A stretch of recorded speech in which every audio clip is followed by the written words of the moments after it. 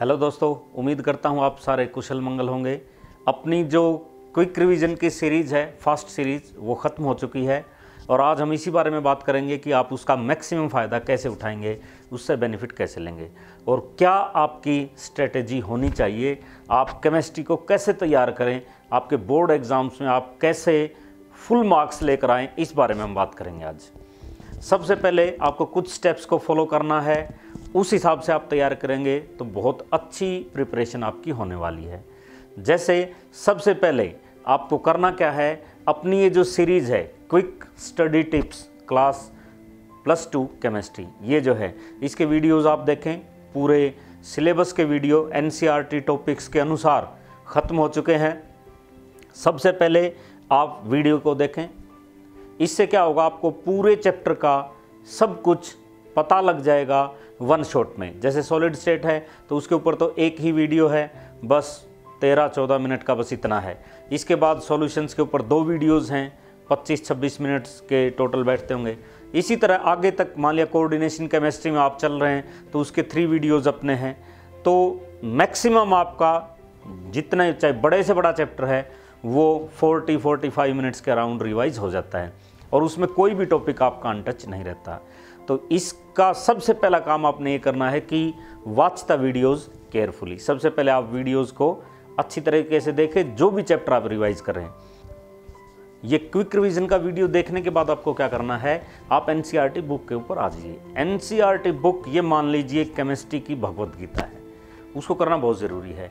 लेकिन मुझे उम्मीद है इस समय लगभग सभी बच्चे NCERT को कवर कर चुके होंगे, सिलेबस उन्होंने पढ़ लिया होगा। फिर भी आप एक आध बार उसको जल्दी से टॉपिक वाइज देख लीजिए, उसको रिवाइज कीजिए, यानी कि NCERT को आप रिवाइज कीजिए। दूसरा स्टेप आपका ये होना चाहिए।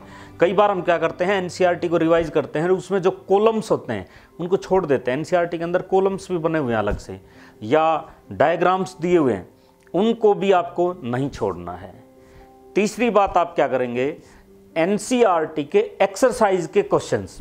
ऐसा हो सकता है बहुत सारे बच्चों ने NCERT का जो मेन सिलेबस है वो कर लिया होगा, तो अगर कर लिया है तो दोबारा से ज़्यादा टाइम उसके ऊपर आप ना लगाएं, क्योंकि अब थोड़ा सा हमें अपनी रणनीति चेंज करके तैयारी करनी पड़ेगी।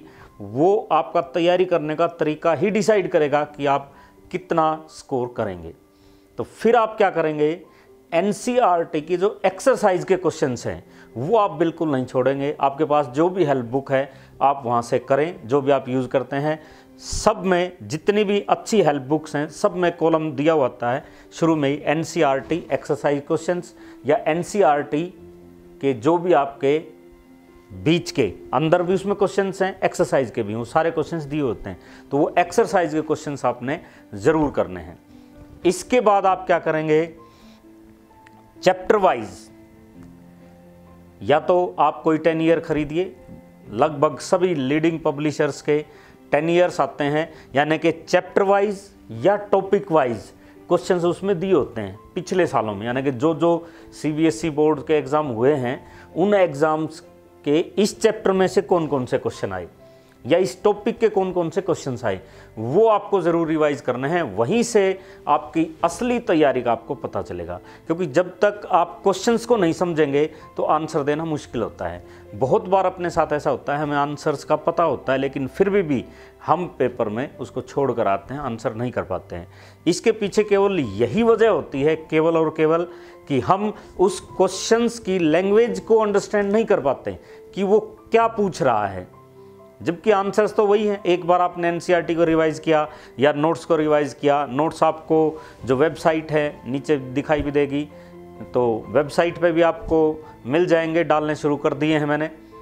तो जहाँ से भी आप रिवाइज़ करेंगे आंसर्स लगभग आपको पता होता है, लेकिन क्वेश्चंस की लैंग्वेज को आप नहीं समझ पाते, जिसकी वजह से आपके मार्क्स कट जाते हैं।